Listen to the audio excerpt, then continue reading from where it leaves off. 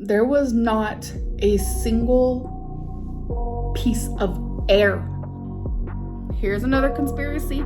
Pooped my pants. You guys, it's exhausting. Aren't you exhausted? Anyone should go and have like a slew of medical issues. I don't think this type of speculation is healthy. Speculating someone's health, you guys confused? Imagine how I was feeling. Anyway, anxiety filling up every space, no I'm just privacy. terribly bored with all the And silently speculation. it can build and build until you finally see. Whoa. It's taking over. Damn. Hey guys, hello and welcome to a new episode of Aren't You Exhausted? The podcast. I am your gracious host, Ashley, and it has been a weekend, and I'm sorry that I'm getting the podcast up later than usual, but I wanted some time to just process the weekend's events, from Amberlynn getting on live stream and to Chantal Foodie Beauty adopting another cat. Yes, she did that. While my channel isn't as large as some of the reaction channels she was hoping to reach to pull in new viewers, we're going to talk about both of these content creators and I'm still continuing to process the information shared over the weekend. But we're going to start with Amberlynn Reid. Amber finally decided to grace us with a live stream after her ex, Destiny, had spilled a little bit of tea earlier in the week, and then went on live stream herself to further discuss past events. We'll just say past events. Now, not long after this, and before Amber's live stream, Mr. Snowflake has been sharing a lot of controversial information that Amberlynn has shared over the years, and where it gets very muddled because she is not consistent in her timeline of events. And more importantly, the timeline of events surrounding her past SA allegations that had happened when she was younger. Now, I don't know who all has heard the story of the people that follow this podcast, but Amberlynn supposedly had been molested by a friend of the family's when she was younger. She had first claimed that she was around 5 years old when this happened, and then in a later, I don't know if it was a community tab post or a Facebook post, one of her social media posts, she then claimed it was 7 years old. And then at a later telling of it, it was around 12 years old. So the age is changing, and little tidbits of the allegations have changed from each retelling of it. And I know Amber suffers with quote-unquote PTSD and has a lot of trauma, which, I'm not sitting here saying that she hasn't had traumatic events happen in her life. That's between her and, well, it's between her, honestly, her and her family. But what I can say is it's hard to trust the information she gives when she's not consistent with it. Now, when someone has been touched in this way, or molested, for a better word, a lot of the times that trauma makes people block out a lot of the minute details of what happened, and then some people are hyper focused on the details that happened and can tell you what the room smelled like, what day it was, down to the very last detail. It depends one way or the other how you have a retelling of those details of what happened. And Amber likes to we know she likes to exaggerate things. And this is by her own admission that she likes to exaggerate things. And is even something she's working on in therapy, is the exaggeration of events and the way that she's able to kind of misconstrue things that actually happened versus what she recalls happening, which we're seeing evident in the whole Mountain Dew incident, the Code Red incident that she had said that never happened. She would remember it if it happened, yet claims in a later retelling of the moment that her and Destiny's mother were fighting that she blacked out and doesn't know what she said. I know a viewer had questioned that response with, well, if you knowingly said that you blacked out or might have blacked out for not knowing what you said to Destiny's mother, how do you know that you didn't black out when you threw Code Red at Destiny out of anger? Because she has a lot, it seems like a lot of pent up anger towards Destiny for the whole cheating thing, which I don't blame her there. But on the same hand, we always get she always has an explanation to explain away her bad doings, but not for when people do it to her. Like, she sits there and berates on Destiny for emotionally cheating on her before she physically cheated on her. And Amberlynn has been known throughout her career on YouTube to emotionally cheat on her partners. She emotionally cheated when she was with Casey and was talking to Crystal and letting Crystal buy her things and send her things, saying that they had an open relationship and that they just had an understanding if that's how things were. But when you hear Casey's retelling of things, that's not how it was. At the time, I think they were already like on the verge of being broken up, and Amberlynn was just still living with them. And it was just a weird position because, like, I feel like Amberlynn is kind of dependent upon people for things because she's unable to do things for herself. And that's why she holds the money over people's heads. It's like, yeah, you have to do this and this and this for me, but I pay for everything, so that's even. I know I'm kind of everywhere in my thoughts, but this is my way of processing everything. We never got a clear discussion of why her memory lapses on what age she was, when things happened. She was even unable to really give a year of when she had gotten her hysterectomy. And like, I read through her comment section and I saw somebody was like, well, I had a hysterectomy from cancer back in the day and I couldn't remember my surgery. But another person had they had commented and said that they had experienced something similar and had lapses and like they couldn't remember clearly what had happened, like a specific date or anything, because it was traumatic for them. And I was like, yeah, but Amber has varying degrees of trauma. Her foot incident, like when she fell, that was a traumatic event. Her choking incident has been a traumatic event. Are you telling me like a year from now, after she has this so ingrained in her, she's gonna forget like what date it was or around what month it was in? I feel like that's a cop-out because I'm gonna I'm gonna say that I remember every year that I've had major surgery. They've been very traumatic surgeries and events, but I remember at least the years. I don't remember the exact dates, but I remember the year that I had them in. I feel like knowing the year is the least amount of effort you can remember of a traumatic event, especially when you use it so often to clickbait and monetize your content. But I saw a lot of people like sympathizing with Amber because she was crying during the live stream at points.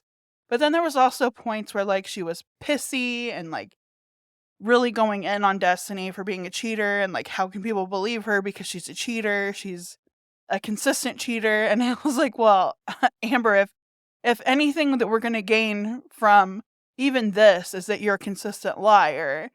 She really didn't like the fact that she had to divulge the information where she had went months without bathing prior to her bedbound, non-bathing days, and then tried to kind of blame Destiny for her lack of hygiene leading up to her cancer diagnosis, which I felt was really shitty because she also kind of did the same thing to Becky, kind of blamed her for her lack of hygiene leading up to the diagnosis and the lack of care that she got prior to her diagnosis. When you're a grown-ass woman, like, if I couldn't fit into a shower, that wouldn't it want to make you lose weight? That is embarrassing, for one. And two, no wonder she gets cellulitis so often. She's unable to clean herself efficiently. So to sit there and like blame other people for this, it's like, no, ma'am, you saw this incident where you were possibly like 100 pounds lighter in this situation, couldn't fit into a shower, and just decided not to bathe instead of working on yourself. I mean, that speaks volumes. And the fact that you're going to sit there and blame Destiny for calling that out. She was washing your hair for you. She did a lot for you because you were so dependent upon her and clingy. Like, it's no wonder she wanted out because you were smothering her during their relationship. You were filming her when she didn't want to be filmed necessarily. Like, you could see it even when they had the vlogs where she was in it. You can see that she didn't want to be in the fucking video from time to time. Yet Amber kept putting the camera in her face, making comments on her ass crack hanging out, and filming her while she was in her bra and underwear with money shoved all over in her underpants and stuff. And it's like, this is how you chose to depict somebody that you claimed to love at the time. And it looked like just a humiliation thing. Like, she just seemed like the mean girl. Even with Becky, she seemed like the mean girl. It's like anytime she could cut Becky down, she tried to. And that's why people gave her shit in her comment section. No matter how much she claims to be a better person now, or the bigger person, well, she probably is the bigger person, but a better person now, she's not. And we can see through her actions that she is not. She may try to prove that she is by like just cutting these people down, cutting them short, or claiming the opposite of what they are, saying that she has justification for it because of her mental illnesses and yada yada blah blah. But at the end of the day, you choose what kind of person you want to be, and it's not it, sis. It is not it, sis.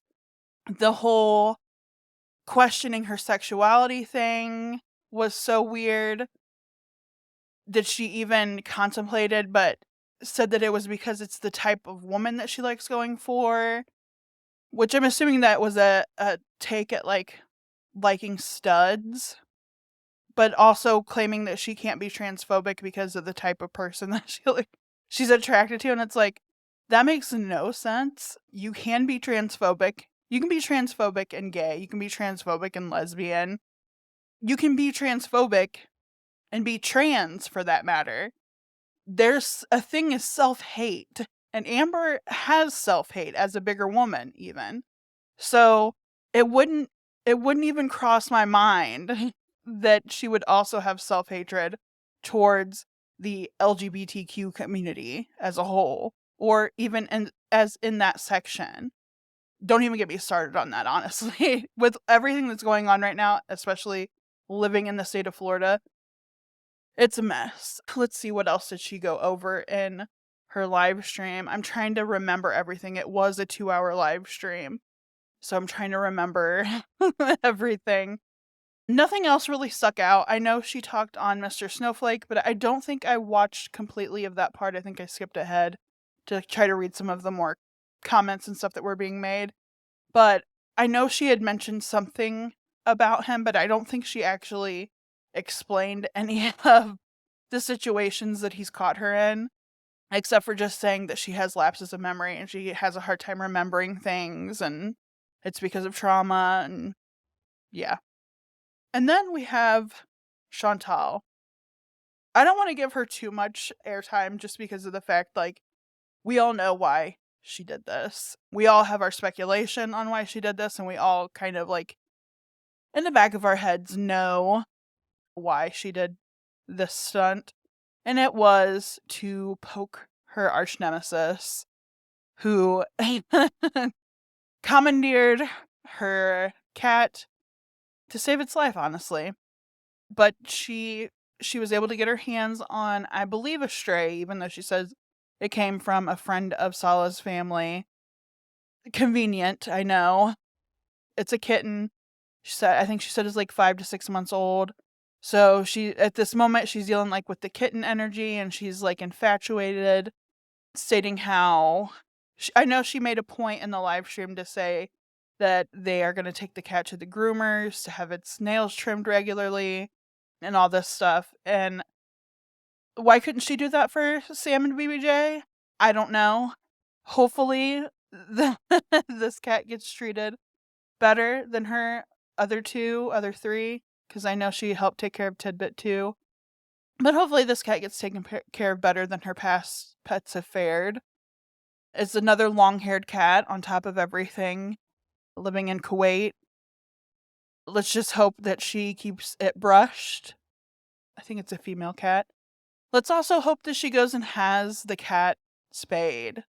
I know through a little bit of research that it may be a little bit more on the expensive side over there because it's not something that's widely done. Like, they do have a huge stray problem out there.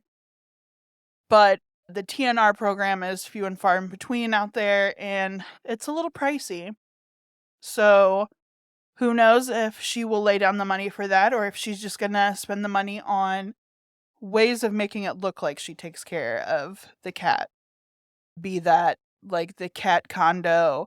I mean, what I feel is even shittier than this whole situation is now that cat has free roam of the whole space of the apartment they're in, and the hamster is confined to its cage for a good majority of the day, and then when it's not in its cage, it gets free roam of one bedroom, which I don't know if it just like goes over her head or whatever, that mice and hamsters and most of the rodent family, they're able to squeeze themselves into very narrow spaces, which could lead to just a health hazard for the hamster. I know they don't live long, but if it were to shimmy itself into a place that it can't back out of, or shimmy itself underneath the door, even a part of itself by the door, and the cat happened to reach underneath of there and grab it, it could be bad.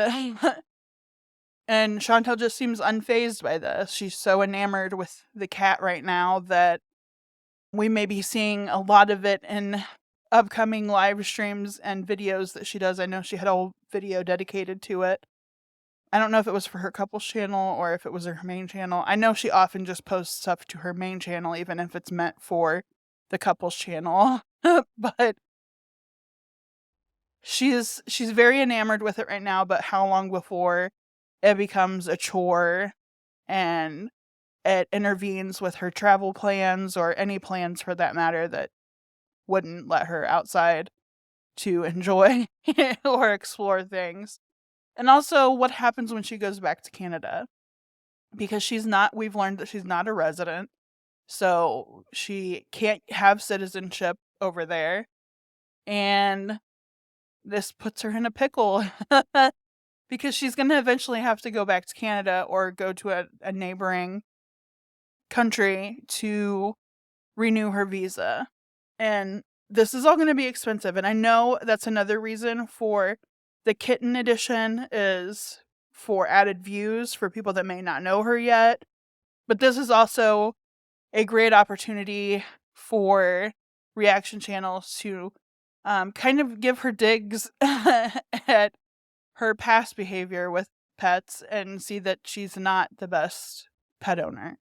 But we'll see where this goes forward. I know this is very short. I'm still trying to like get stuff together. Work's been chaotic. It's just been chaos for both me and Liam, my husband, who normally would join me tonight.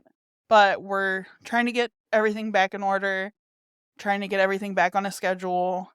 So bear with us there. Thank you guys for listening, though. That's going to end it for tonight. I am exhausted, and I will talk to you guys again. Hopefully on Friday, we'll have our couple podcasts going. Liam will join me, and we will discuss what happened this week. If Amber decides to even post anymore, because I don't know.